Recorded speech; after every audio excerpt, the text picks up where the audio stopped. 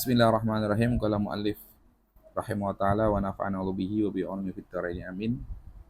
Wa juludul maitati adapun kulit kulit daripada bangkai itu tadhuru bisa suci bitibari dengan cara disamak. Illa jildal kalbi wal khinjiri kecuali kulit anjing dan babi. Wa ma tawallada minhuma dan yang terlahir dari keduanya au min ahadihima atau dari salah satu dari keduanya. Wa admul maitati dan adapun tulang dari bangkai, wa sya'ruha dan rambut atau bulunya itu najisun hukumnya najis ilal adamiyah kecuali milik manusia. Ya, mu'alif menerangkan tentang salah satu cara untuk mensucikan benda yang najis. Ya, kalau kemarin membersihkan benda yang mutanajis dengan air. Ya. Yang sekarang kita bahas adalah benda yang najis disucikan bisa menjadi suci dengan cara disamak. Ini salah satu bentuk perhatian syariat supaya tidak ada barang yang mubazir ya. Dulu ada salah seorang yang menghadiahkan kambing kepada Sayyidah Maimunah, kepada budak perempuannya Sayyidah Maimunah radhiyallahu anha. Kemudian mati. Nah, setelah mati kata Rasulullah SAW, halla akhadtum ihabaha jildaha fadabahtumuh fantafa'tum bih. Rasulullah berkata, bilang kepada orang-orang yang di situ, nah, kenapa nggak diambil kulitnya, kalian samak, kemudian kalian bisa manfaatin. Kata orang-orang tersebut, innaha maitah, ini bangkai ya Rasulullah SAW. Kata Rasulullah SAW, inna maharum akluha, yang diharamkan itu makan bangkai. Tapi tadi kulitnya silakan dimanfaatkan. Ya. Jadi yang kita bahas adalah kulit bangkai. Berarti kalau bukan bangkai ya sudah halal dan suci. Seperti kita ketika menyembelih kambing, setelah itu kulitnya mau dimanfaatin atau bahkan dimakan pun nggak apa-apa karena suci. Yang kita bahas adalah kulit daripada bangkai.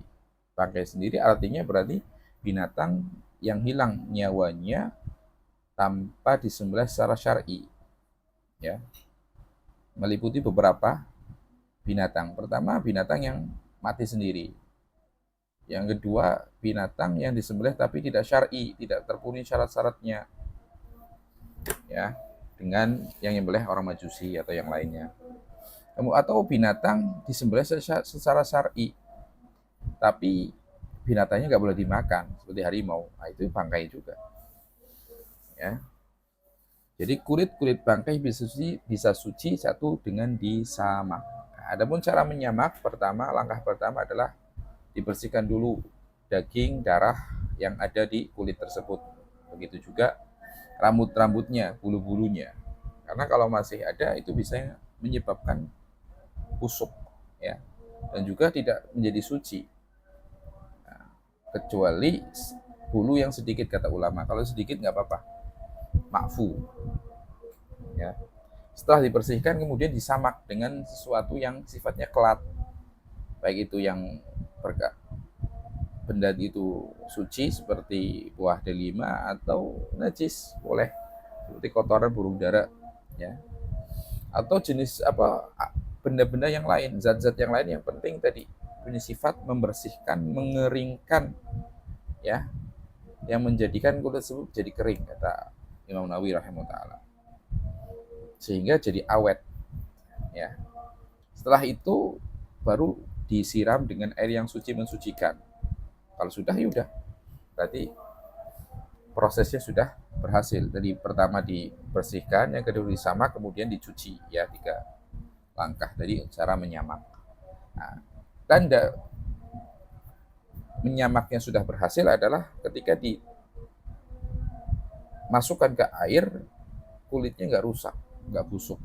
Itu berarti sudah berhasil. Ya, semua kulit bangkai kecuali kulitnya anjing dan babi itu nggak boleh. tetap najis, nggak bisa disucikan. Wa mata walada minhuma, begitu juga yang terlahir dari keduanya, nggak boleh, anak-anaknya. Atau min ahadihima, atau yang terlahir dari salah satu dari keduanya. Maksudnya ketika anjing dan babi kawin sama kambing, nah, maka anaknya pun kulitnya nggak boleh disamak, tetap najis, gitu ya, tetap najis. Wa admul maitati wa sya'ruha najisun ila adamiyah. Dan yang menjadi suci dari bangkai itu hanya kulitnya saja, semua anggota badannya itu tetap najis. Ya, beliau kuatkan, beliau berkata tulang, rambut, bulu, semuanya tetap najis. Ilal adamiyah, kecuali punya manusia. Allah Subhanahu wa taala sudah berfirman, walaqad karramna bani Adam. Kami telah benar-benar memuliakan anak Adam. Ya. Ulama katakan dari ayat tersebut bahwasanya ya, anak Adam kalau sudah meninggal tetap suci, nggak najis. Wallahu a'lam bishawab.